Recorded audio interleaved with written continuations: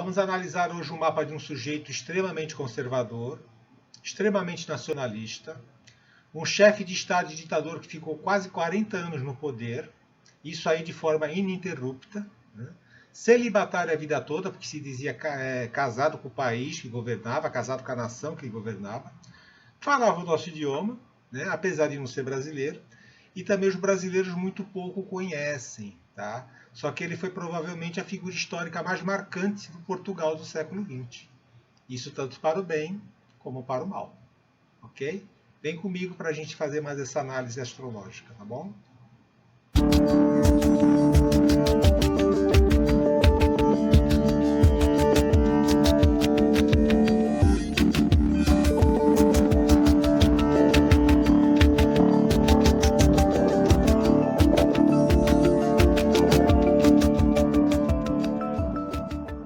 Boa noite, gente. Como vocês estão?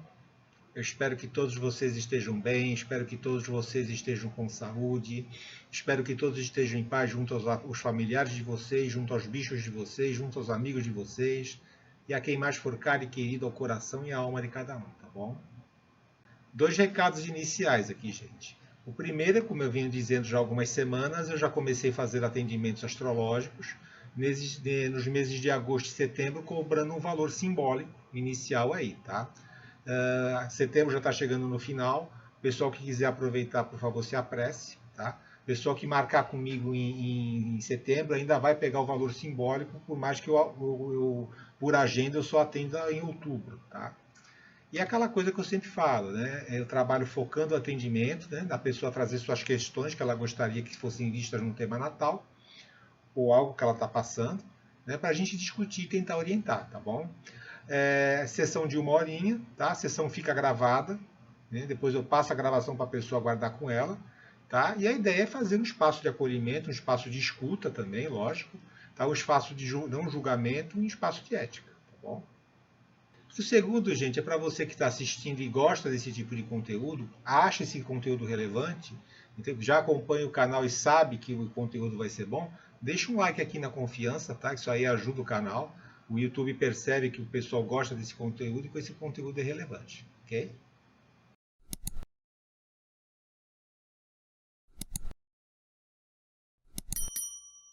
Mas vamos falar desse sujeito, né, chamado Antônio de Oliveira Salazar, né?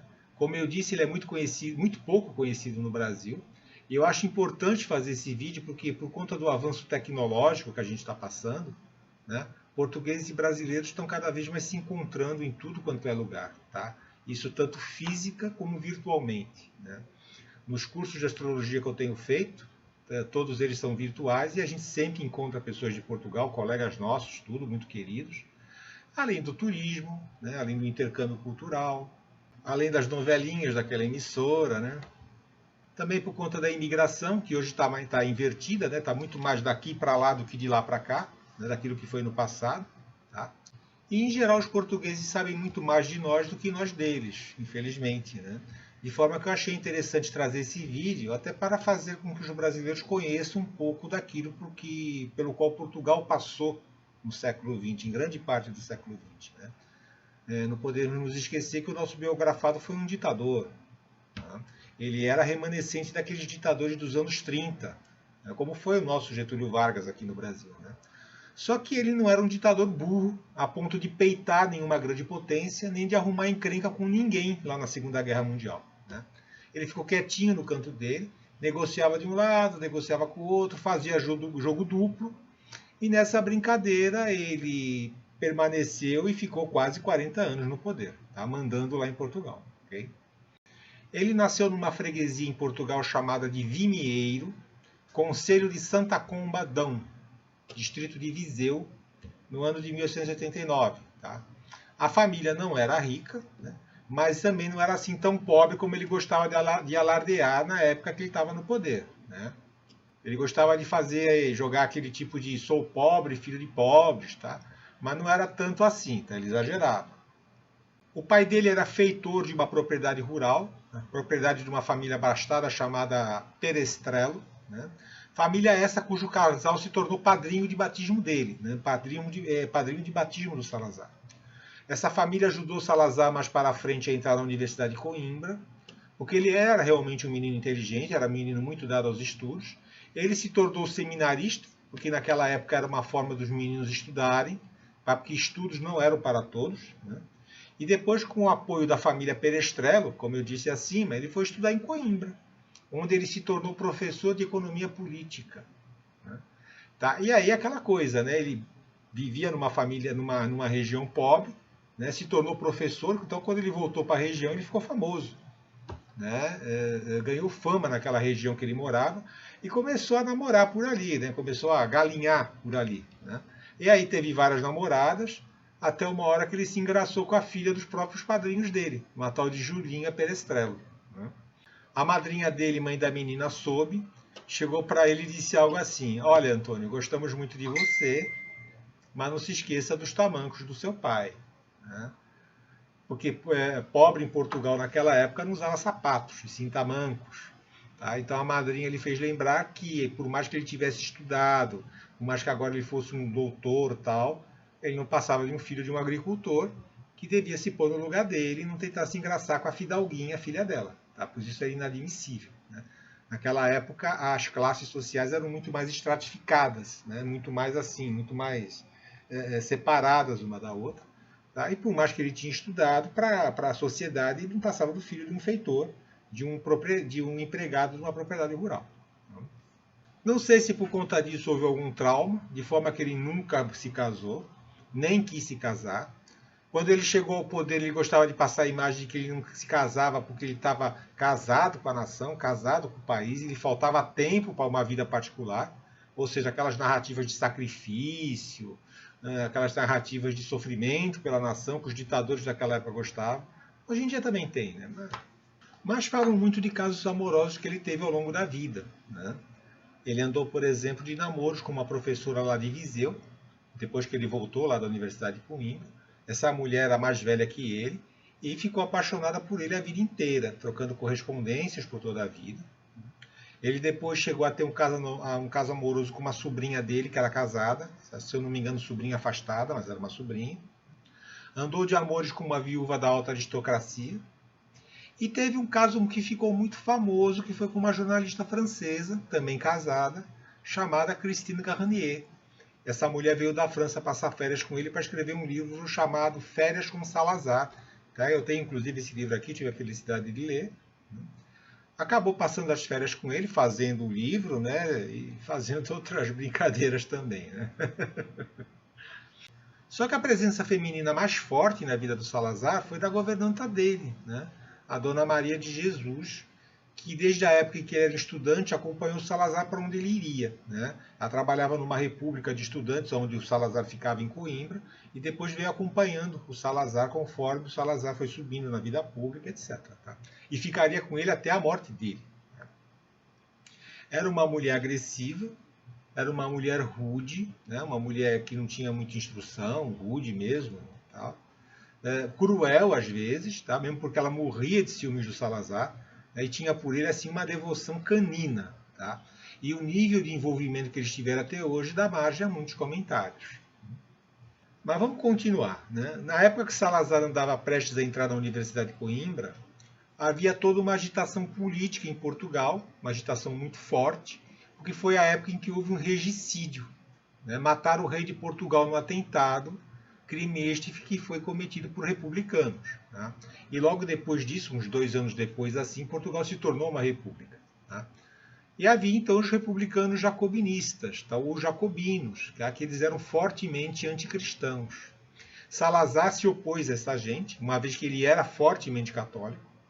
Então ele começa por aí a se interessar pela política e se liga ao centro acadêmico da democracia cristã. Tá? Esse centro acadêmico existe até hoje lá em Coimbra, ele foi inaugurado em 1901, se eu não me engano. É ligado à Diocese de Coimbra e dá apoio aos estudantes de lá. Ano mais tarde, ele se liga a um partido político chamado Centro Católico Português e se elege deputado. A situação do país durante as primeiras décadas do século XX estava muito grave e foi ficando cada vez mais grave, conforme a gente pode ver nesse texto, tirado da própria Wikipedia. Desde a implantação da República em 1910 até o golpe militar de 1926, Portugal teve 8 presidentes da República, 44 reorganizações de gabinete e 21 revoluções. O primeiro governo da República não durou 10 semanas e o mais longo durou pouco mais de um ano. Várias personalidades políticas foram assassinadas. Pela Europa fora, a palavra revolução passou a estar associada a Portugal. O custo de vida aumentou 25 vezes e a moeda caiu para 1/33 partes do seu valor relativamente ao ouro. O fosso entre ricos e pobres continuou sempre a aumentar. A Igreja Católica foi implacavelmente perseguida pelos maçons anticlericais. Os atentados terroristas e o assassinato político generalizaram-se. Entre 1920 e 1925, de acordo com os dados oficiais da polícia, nas ruas de Lisboa explodiram 325 bombas. Este era o Portugal que Salazar conheceu antes de assumir o poder. A bagunça era tão generalizada que acabou justificando o golpe militar em 1926. E nessa altura, Salazar já era um economista bem conhecido, ele já havia escrito muitos artigos técnicos sobre economia, propondo coisas para o país, etc. E os militares o chamaram para ser ministro das Finanças, tá? Mesmo porque Portugal tinha uma elite muito escassa. Quando eu falo elite, estou falando no sentido amplo, tá? Não estou falando só no sentido econômico, que os políticos gostam de dizer aí, as elites, tá? No sentido amplo de uma classe preparada para assumir o poder, propor caminhos para o país. Toda a sociedade precisa de uma elite, né? E a elite em Portugal naquela época era muito escassa, e o simples fato da pessoa ocupar uma cátedra numa universidade, como o caso de Salazar, que era professor de economia política em Coimbra, já poderia fazer com que a pessoa fosse convidada para um ministério, né? Como foi o caso dele. O problema é que no governo militar que se seguiu, começou a haver cisâneas, começou a haver dissensões, de forma que o Salazar viu que era furada, né? Ficou 2 meses no governo e se picou de lá, não quis ficar mais ali, né? Renunciou ao cargo. Daí a um tempo, um general chamado Oscar Carmona foi eleito e subiu ao poder, está lá em 1928, e Salazar foi chamado novamente. A situação econômica estava crítica, desesperadora, e Salazar chegou fazendo um monte de exigências, e uma delas era que o orçamento de todos os ministérios ficasse debaixo das ordens dele. Tá? Nenhum outro ministro podia gastar um centavo sem ele aprovar. Ele aumentou os impostos de maneira extraordinária, impôs controle em obras públicas, ele fechou o torniquete. Tá? Sei muito bem o que eu quero e para onde vou, mas não se me exija que chegue ao fim em poucos meses. No mais, que o país estude, represente, reclame, discuta, mas que obedeça quando se chegar à altura de mandar.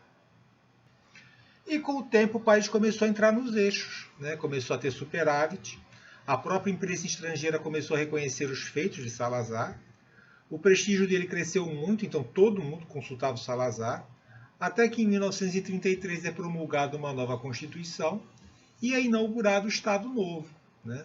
Nome igualzinho ao que o Getúlio Vargas viria inaugurar aqui em 1937, Estado Novo.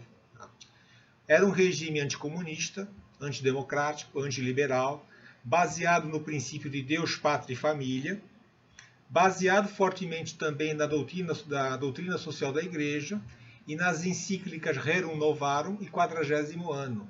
Okay? Nesse regime, o presidente da República era eleito e indicava o primeiro-ministro de um partido único, né, chamado União Nacional. Tá?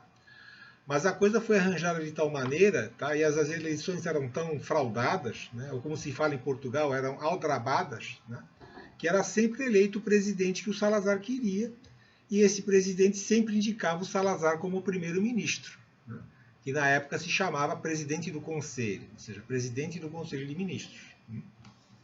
E nessa atoada, né, Salazar governou como presidente do Conselho por quase 40 anos. Né? Era sempre eleito o presidente que ele queria, lá sabe-se como isso era feito, né, e que acabava indicando ele como presidente do Conselho. E ele ficou 40 anos nisso. Tá? Então Salazar nunca foi presidente da República, né? Ele foi um ditador, ele nunca foi um ditador nos moldes clássicos dos anos 30, tal, aquela coisa do fascismo. Tal.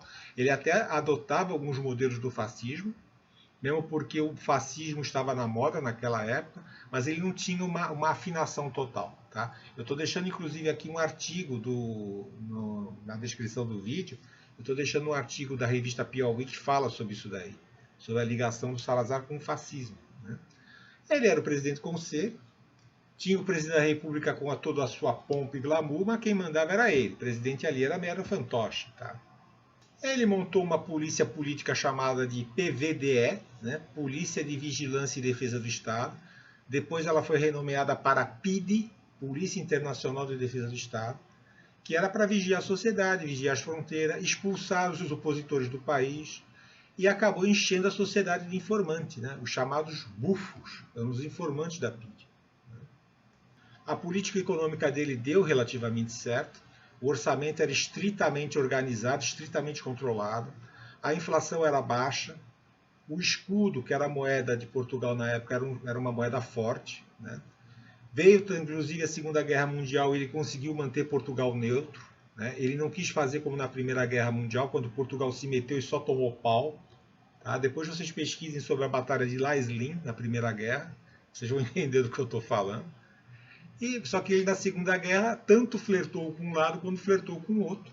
Né? Ele fez um jogo duplo o tempo todo.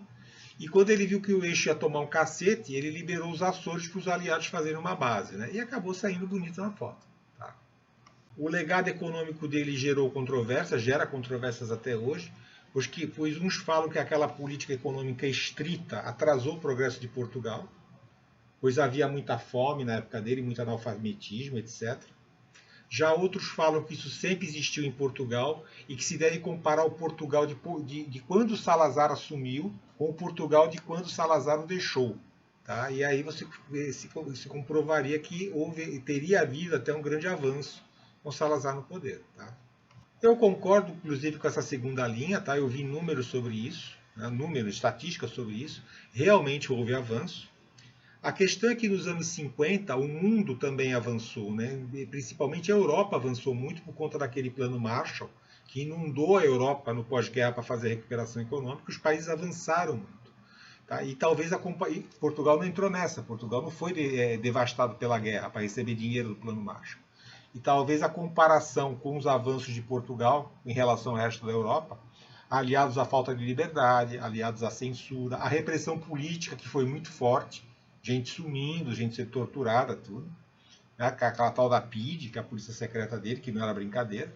Tá? Tudo isso aí tenha gerado uma animosidade crescente contra o regime dele ao longo dos anos 50 e que começou a piorar nos anos 60 com a Guerra Colonial. Tá? A Guerra Colonial foi quando as antigas colônias da África começaram a se revoltar contra o colonialismo português. Né? Em 1961, Portugal já tinha perdido Goa para a Índia. Goa era uma espécie de uma cidade, um enclave português na Índia. Né? E a Índia reivindicava aquele enclave, só que Portugal não queria discutir a entrega de Goa para a Índia. E a Índia, né, que é muito maior em tudo que Portugal, invadiu e tomou aquilo na marra. Tá? No mesmo ano, em Angola começaram a haver levantes contra o colonizador português. E Salazar, que já estava possesso por conta do que tinha acontecido na Índia, resolveu que iria enfrentar o assunto com força e militarmente. Tá? Andar rapidamente e em força é o objetivo que vai pôr à prova a nossa capacidade de decisão. E depois Moçambique se revoltou, a Guiné se revoltou, Cabo Verde se revoltou. Salazar não queria ceder, né? Ele falava que os portugueses estavam lá há 500 anos, tinham o direito de estar ali. Tá? Então ele mandou tropas, resolveu enfrentar, né, aqueles levantes todos. Tá? Foram 13 anos de guerra, né, de 61 até 1974, quando Salazar já tinha até morrido, com Portugal enfrentando esses levantes em várias frentes. Tá? Diga-se de passagem, conseguiu manter a posse dos territórios o tempo todo. Mas os custos em vida, em feridos, etc., foram altíssimos. Tá? Poucos brasileiros sabem, né, desse período de guerra que Portugal passou até relativamente recentemente. Tá? Então o regime começou a ser muito questionado, Salazar começou a ser muito questionado por conta disso, e aí nisso ele aumentou ainda mais a repressão. E em agosto de 1968 aconteceu algo estranho, que até hoje gera controvérsias. Tá? Ele estava de férias no Forte de Santo Antônio, né? Ele já estava então com 79 anos, só que ainda estava no poder. Ele foi sentar numa cadeira de lona, aquelas cadeiras que tinha de praia antigamente, que era madeira com lona, né? E aí ele errou, tá? Que ao invés de sentar na cadeira, ele caiu estatelado no chão, né? E bateu com a cabeça no chão, né? Aí ele se levantou, tentaram ajudar, mas ele falou para não se importar, que ele estava bem, tá? Mas conforme os dias se passaram, ele começou a ter dor de cabeça e começou a arrastar uma perna. Na verdade, aquela batida tinha gerado uma hemorragia interna no cérebro, que aquilo foi se avolumando dentro da cabeça dele, até que uma hora viram que ele não estava bem, correram com ele, operaram às pressas, mas não teve jeito. Tá? Ele sobreviveu, mas ele não tinha mais condições de se manter no poder. Nomearam então outro primeiro-ministro chamado Marcelo Caetano, tá? Enquanto Salazar ficou exilado no Palácio de São Bento, lá em Lisboa, e ele ainda tinha, né, um pouco não digo de inteligência, mas um pouco de lucidez que tinha sobrado para ele, ele tinha a ilusão que ainda tinha o poder. Né? Falavam que ninguém tinha coragem de chegar nele e falar que ele não tinha mais o poder. Ele agia como se estivesse no poder. Né?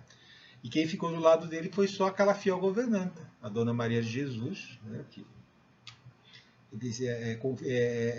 aquela fidelidade canina nela. Só que ele acabou morrendo de embolia pulmonar em 1970. Ele morreu, mas o regime salazarista perdurou até 1974, né, quando esse regime foi derrubado pela Revolução dos Cravos, né, lá no dia 25 de abril, que é celebrado em Portugal isso até hoje. Tá? O Marcelo Caetano foi deposto e ele veio para o Brasil em exílio. Ele deu aulas em Direito na Universidade, se eu não me engano, Universidade Gama Filho, no Rio de Janeiro, e acabou morrendo aqui no Brasil mesmo, está enterrado aqui no Brasil, no cemitério São João Batista, no Rio de Janeiro. Ele morreu em 1980, se eu não me engano. Tá? Mas vamos agora falar realmente da parte astrológica, né? Depois dessa breve, ou não tão breve, introdução biográfica, tá? E durante a interpretação eu vou dando mais insights biográficos conforme eu for passando pelos aspectos e pelos posicionamentos, ok? Então vamos lá, gente. Vamos começar com essa quarta casa aqui, ó. Tá? Que é a única casa angular que está ocupada, né? Nenhuma das outras está ocupada, ok? E é uma casa, né, que tem tudo a ver com a biografia do Salazar, tá? Porque é uma casa que fala de origens, fala do lugar de origem, da família de origem, daquilo que a gente traz da nossa família de origem, inclusive comportamentos e tudo. Tem aquela música, ainda somos os mesmos e vivemos como os nossos pais. É quarta casa isso daí. Tá? E mostra também, junto com a Lua, as nossas necessidades emocionais. Tá, ok? Por exemplo, se o regente da quarta casa estiver na sexta, fala que a nossa segurança emocional vem do nosso trabalho, vem do nosso dia a dia, vem da nossa saúde. Certo? Só que no caso aqui, nós temos o regente da quarta casa na própria quarta casa. Né? Ou seja, as necessidades de segurança emocional do Salazar vinham dele estar em contato com as suas origens, em contato com os valores e com a religião que ele trouxe de berço, tá? Porque a gente está falando de Júpiter, né? Religião, valores, etc. E como esse Júpiter está em Capricórnio, tudo muito, mas muito conservador, tudo muito rígido, né? Muito tradicional, talvez. E a quarta casa, se vermos numa dimensão maior, é a casa da pátria. Né? Grandes patriotas têm uma quarta casa muito forte. Grandes patriotas têm o regente da 10ª casa na quarta casa, ou o próprio regente da quarta casa na quarta casa, como é o caso dele. Né? Para quem conhece a biografia do Salazar, vai concordar com o que foi dito. Né? O Salazar ele morava em Lisboa, lá dos palácios e tal, mas junto com aquela Dona Maria, a governanta dele, né, ele fazia uma espécie de filial da terra dele nesses palácios. Ele criava pato, criava galinha, criava peru. Né? Quando podia, ele voltava sempre para a terra dele e vinha cheio de coisas que a propriedade dele produzia. Né? Que nem quem tem sítio aqui no Brasil que faz isso, vem carregado de coisas que o sítio produz, mesma coisa. Tá? E outra coisa também, as decisões que o Salazar tomava afetavam não só o Portugal europeu, mas também afetavam os territórios da África, os territórios da Índia, Timor, que ficava na Oceania. Tá? Mas ele tinha um problema muito sério em querer viajar, tá? Porque ele nunca saiu do Portugal europeu. A não ser por 2 vezes. Uma vez foi num congresso político na França, quando ele era muito jovem, e outra foi na época da Segunda Guerra Mundial, que ele foi até a Espanha negociar com o generalíssimo Franco, a não entrada da Espanha na Segunda Guerra. Dizem até que eles se encontravam em sigilo, assim, dentro de uma floresta, tal, para ninguém saber, de forma a não trazer a destruição da guerra para dentro da Península Ibérica, tá? E isso, para mim, é uma característica que talvez seja explicada por esse regente da quarta casa estar na própria quarta casa, né? Sentir-se em casa em outro lugar do mundo, a não ser a própria casa, é uma dificuldade para esse tipo de pessoa. E olha que ele tinha uma nona casa forte, hein? Que é uma casa de viagens para o exterior. Tá? E daí ele querer fazer essa tal filial da terra dele no palácio. Né? E por aí, né, tudo para ele se sentir na casa dele. Mas vamos continuar com a análise, tá? Vemos aqui que ele tinha uma oitava casa muito forte. Olha aqui. Ele tinha o Sol, a Lua, Mercúrio e Vênus nessa oitava casa aqui, tá?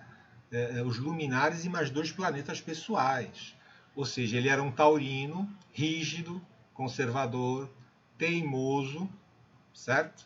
De opiniões firmes, de opiniões fortes, mas com uma ênfase em escorpião. A gente está falando de oitava casa, então muito provavelmente ele era manipulador também. Tá? E a biografia fala que ele era manipulador. Tá? Mercúrio, regente do ascendente, está aqui na oitava casa, junto com o Sol, mostrando que o brilho, né, e o poder e os interesses dele estavam voltados para a obtenção do poder, porque a oitava casa é uma casa de poder. Tá? O que Salazar queria era saber de poder, saber de mandar. Okay? Ele era uma pessoa extremamente reservada, né? Parecia ser tímido, tinha até uma vozinha assim meia meiga, meio feminina, tudo, mas ele agia muito nos bastidores, né? Farejava possíveis traidores e agia sobre eles também. Tá? E provavelmente manipulava sim os outros, tá? Tanto conscientemente, por conta desse Sol aqui, ó, como inconscientemente por conta dessa Lua que está aqui. Ok? Mas ele também fazia toda uma fita, né, gente? Quando ele estava mais velho, ele dizia que estava chegando a hora dele se aposentar e ir embora do poder. Mas ele falava isso para ver quem se assanhava, né? Quem dos assessores, dos ministros dele lá se assanhava, no sentido de substituí-lo. Ele falava, talvez seja a hora de eu ir embora. Aí alguém já ficava de olho e ele percebia que aquele alguém estava querendo tomar o lugar dele, né? E era em cima desse trouxa que ele caía em cima. Uma vez a dona Maria, a governanta, falou para um jornalista que quando ele falava assim de ir embora, ele estava sendo fiteiro. Né? O que é fiteiro? É o cara que fazia fitas, né? O cara que faz teatro. Né? Porque na verdade o que ele queria era ficar ali mandando nos outros. Tá? O que ele queria era poder. Né? Vejam também outro detalhe, gente. O regente da 12ª casa está aqui na 8ª casa. Tá? Ou seja, muito dos sacrifícios, tá? 12ª casa, que ele teve que fazer, foi decorrente do trabalho dele junto ao governo e às finanças públicas. Ok? Então, pode ser que toda aquela conversa de sacrifícios que ele dizia que era obrigado a fazer pela nação, etc., não era tão mera firula assim. Okay? Tá? E muitos inimigos secretos também, tá? Que a 12ª fala de inimigos secretos, podem ter vindo dessa ação dele aqui, junto ao governo, junto às finanças públicas. Tá?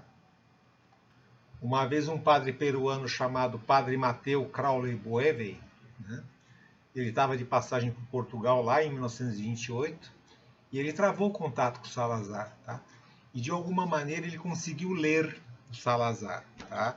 Esse padre, se eu não me engano, era escorpiano. Né? Então ele conseguiu bater o olho e ele leu o Salazar. Tanto que ele falou assim: a mim não me enganas. Por detrás dessa frieza há uma ambição insaciável. És um vulcão de ambições. Mas vamos em frente, tá? Esses ditadores dos anos 30, eles tinham a característica de quererem se passar por pai dos pobres, né? Que tinham uma família perfeita, que faziam sacrifícios tremendos pela nação. Tá? Mas era tudo muito obra da propaganda. Eles tinham um departamento de propaganda. Né? Aqui no Brasil, o Getúlio Vargas tinha o DIP. Né, que era comandado por um tal de Lorival Fontes, né, que fazia toda aquela propaganda dele com criancinha, pegando criancinha no colo. Até hoje tem isso, mas naquela época tinha aquele culto à personalidade do ditador e Salazar foi igual. Tá? E o Salazar gostava de dizer que ele tinha uma devoção e uma adoração muito grande pela mãe dele. Tá? Que a mãe dele era uma santa, que ele idolatrava, um anjo de bondade, etc. Tá? Eu tenho dúvidas sobre a veracidade disso por conta dessa oposição da Lua com Urano aqui. Ó. A gente já viu aqui no canal que a Lua, em aspecto tenso com Urano, pode demonstrar o sentir-se negligenciado pela mãe de alguma maneira na infância. Tá? Ou então, na melhor das hipóteses, não é aquela Lua que dá colinho. Né? Temos aqui uma Lua mais desapegada, mais fria. Né? Fora que é uma Lua também em Áries. Tá? E no caso dele, isso pode ser um pouquinho mais sério, né? Pois estamos falando também de uma Lua de 8ª casa. Tá? Quem tem a Lua nessa casa capta influências psíquicas muito fortes da própria mãe na infância. Né? A Lua com Plutão, a Lua com Escorpião, é a mesma coisa. Tá? A mãe não está bem, a pessoa vai lá e capta, né? Esse não sentir-se bem da mãe. Ou a mãe está com um humor miserável no dia, ainda que não demonstre isso, e demonstre isso, que esconda, a criança vai lá e capta. Né? E ele pode ter captado isso e tentado muitas vezes se aproximar da mãe, mas a frieza da mãe pode tê-lo repelido. Tá? Isso aí são possibilidades que só numa conversa com o cliente no momento da consulta você consegue deslindar e pegar detalhes disso daí. Tá? E é só que esse sujeito já morreu, tá? E não tem como mais travar nenhum contato com ele para deslindar isso daí. Tá? Do outro lado, ele já deve estar tendo muitos problemas por conta de tudo que ele aprontou nessa terra. Né? Agora, até que ponto a falta de colo da mãe não fez ele cair no colo do poder? Né? Isso daí é algo que a gente nunca vai conseguir saber. Não é verdade? E essa oposição ocorre no eixo 2,8, que é um eixo de dinheiro também. Né? É muito comum quem tem esse eixo ativado assim trabalhar com algo relacionado a finanças, contabilidade, contadoria, essas coisas todas. Tá? Ele era economista, né? E por mais que ele fosse conservador, o que ele trouxe para a economia de Portugal lá nos anos 20 do século XX foi algo inovador. Tá? Porque o país nunca havia passado por um controle daquele que ele implementou ali. Era um país que vivia de pires na mão, desrespeitado no estrangeiro. Tá? E ele trouxe algo inovador no sentido do cuidado com as finanças públicas. Olha essa lua aqui, na casa do dinheiro dos outros. Né? Finanças públicas não deixa de ser o dinheiro dos outros, não é verdade? Salazar, apesar de ser um ditador, ele ficou famoso por conta do cuidado com o dinheiro público que ele exercia. Né? Ele fazia questão de não misturar as coisas. Tá? Naquele sítio que eu citei, né, que não era sítio de nenhum amigo, era sítio dele mesmo, tá? Ele chegou a pedir dinheiro emprestado e pagar juros para fazer melhorias nesse sítio. Né? Tipo arrumar galinheiro, arrumar espaldeira para as parreiras, etc. Tá? Quer dizer, um sujeito que tinha um império ultramarino nas mãos, tá? Cheio de matérias-primas, poderia ter pedido para algum amigo financiar isso, né? Colocar pedalinho também, quem sabe, né? Mas ele também devolvia para o erário todos os presentes e todas as joias que os visitantes estrangeiros lhe traziam. Tá? Nada ficava com ele, nem ele tentava ficar passando nos cobres aquilo que não era dele. Tá? Outra situação é que na casa dele, lá em Santa Combadão, né, havia 2 relógios de luz. Uma era para casa, né, era o relógio próprio da casa, particular, para uso dele, e outra era um relógio de luz ligado ao gabinete dele. Tá? A conta desse relógio de luz do gabinete ia para o Estado, porque era a luz que ele usava, a energia que ele usava quando ele trabalhava na casa para o governo. Tá? Então mostra bem aquela coisa da oposição entre as casas 2 e 8, né? Aquela coisa entre o que é meu, casa 2, e o que era dos outros, do governo, do Estado, casa 8. Vamos prosseguir. Ó. Temos aqui algo muito interessante. Verifiquem que o Sol, Vênus e Mercúrio recebem trígonos de Júpiter. Espera aí que eu errei aqui. Recebem trígonos de Júpiter.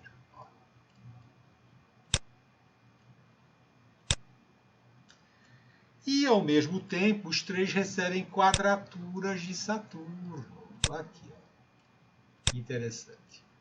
Né? Então, temos aqui esse trio recebendo trígonos de Júpiter e quadraturas de Saturno. Tá? É como se Júpiter expandisse e Saturno contraísse. Tá? Ou seja, era um sujeito que tinha todo um talento para... O trígonos são talentos, né? para planejar e idealizar as coisas para o seu país, tá? Porque a gente está falando de Júpiter na quarta casa, estamos falando de pátria, né? Mas sempre com um pé no breque, tá? E um pé no breque bem forte, pois a quadratura tem mais energia que o trígono, tá? E Saturno é dispositor de Júpiter, que Júpiter está em Capricórnio, tá? Então é Saturno quem manda nesse Júpiter aqui, tá?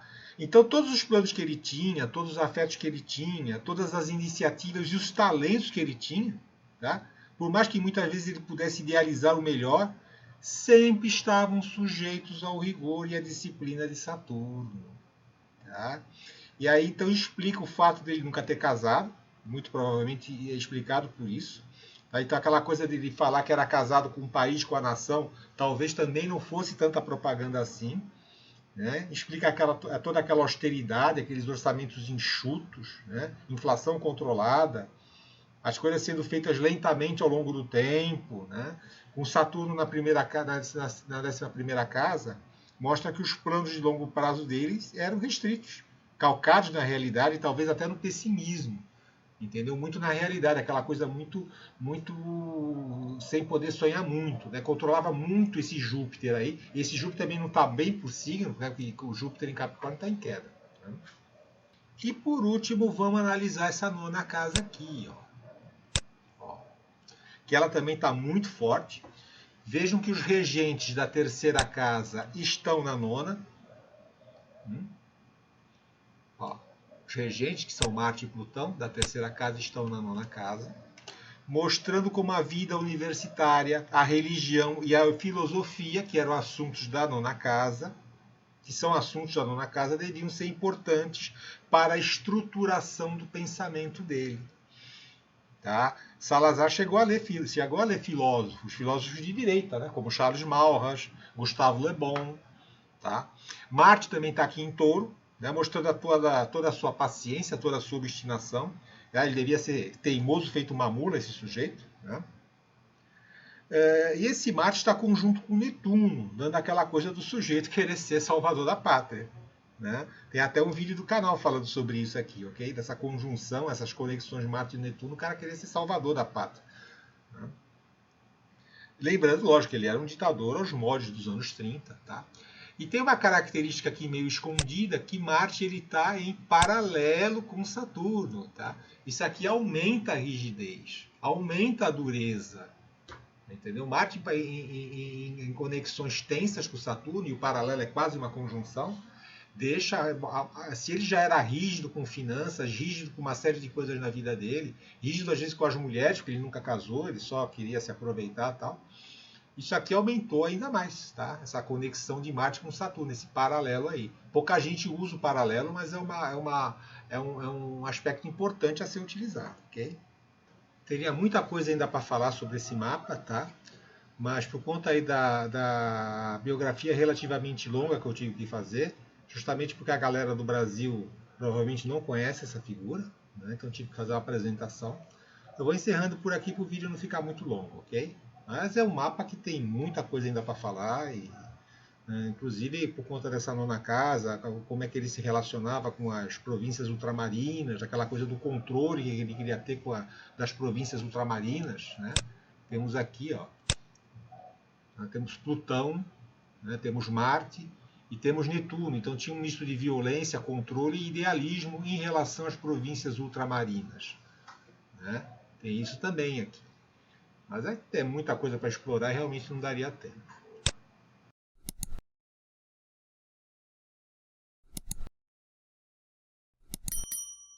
Quando lançaram a internet e os canais de TV a cabo, né, aqui no Brasil, lá por volta dos anos 90, tá? Eu comecei a acompanhar o que ocorria em Portugal. Até por uma questão de eu também ter ascendência portuguesa, tudo. E eu reparei que falava-se muito pouco, ou falava-se praticamente nada sobre o Salazar na mídia, né? E também na internet. Né? Daí, uns anos, parece que Salazar renasceu em Portugal.